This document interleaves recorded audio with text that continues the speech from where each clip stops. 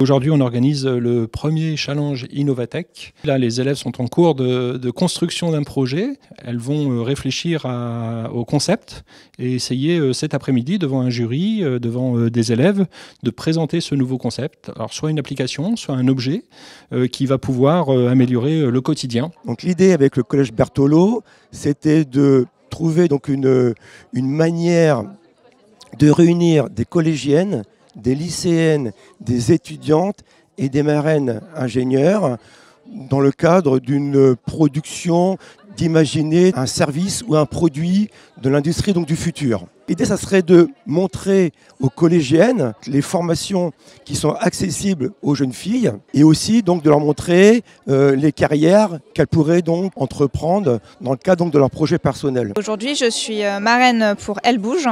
Donc je suis ici pour coacher des étudiantes et des collégiennes lors de ce challenge Innovatech. Pour moi, c'est super important en fait de promouvoir les sciences, la technique pour les jeunes filles parce qu'il y a beaucoup d'inégalités aujourd'hui entre les hommes et les femmes. De montrer aux jeunes filles qu'elles sont capables, qu'elles peuvent aller vers les sciences, vers la technique, que c'est possible et qu'il ne faut pas hésiter en fait à aller au-delà des frontières et des barrières, leur montrer mon parcours, ma formation et tous les parcours et les formations qui s'offrent à elles en fait. Tout se passe super bien, elles sont super proactives, elles ont des bonnes idées, il y a une bonne ambiance générale et on voit vraiment que les élèves, en fait, elles arrivent plus à s'émanciper, à trouver leurs idées, à imaginer des nouvelles choses, à aller au-delà de ce que en fait, juste les cours et le collège leur apprend.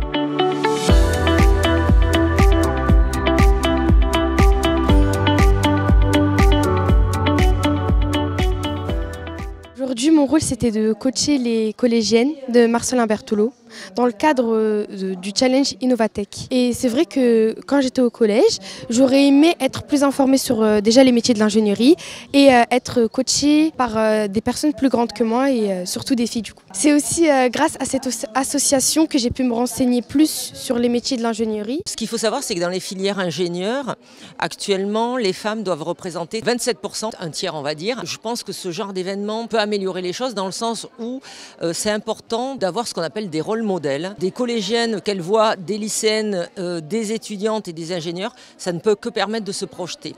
Pour moi, ça peut être quand même un déclic pour ces filles-là. Pourquoi pas devenir ingénieur pour dire en fait voilà, pourquoi pas moi? Donc ça peut leur servir quand même de modèle. Avant d'être enseignant, j'ai fait une école d'ingénieur, j'ai été ingénieur, j'ai vu les effectifs dans ces filières-là et effectivement, lorsqu'on va dans des filières notamment comme l'informatique ou l'électronique, il y a très peu de filles. On va dire que les classes sont très genrées, filles et garçons. Elles ne sont pas sur le marché du travail parce qu'elles ne sont pas dans les formations. Et donc notre métier, c'est d'essayer de réduire cet écart et de donner de l'ambition aux élèves. Ces métiers, on va dire qu'ils vont beaucoup être destinés aux hommes, mais c'est parce que c'est l'image qui est renvoyée par ces métiers. C'est juste qu'on n'est pas assez informé en tant que fille et c'est à cause des stéréotypes du coup véhiculés dans la société. Nous, on a décidé de réaliser une sorte de badge qui permettait à chaque élève de pouvoir gérer son temps de chargement de portable, admettons. Par exemple aussi biper avant de rentrer en classe.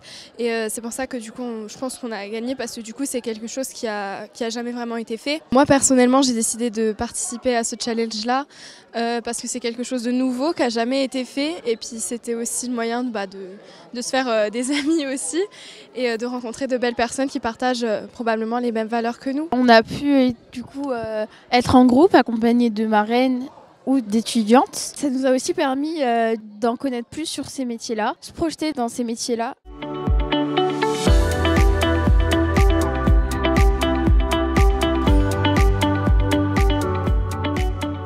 On a d'autres projets avec la web radio qui a vocation cette année de proposer dans le cadre d'un CDDC tout un travail d'interview de femmes scientifiques. On a il y a quelques années aussi renommé toutes les salles de classe avec des noms de femmes puisqu'il y avait une grande disparité, un déséquilibre entre les noms de femmes et les noms d'hommes.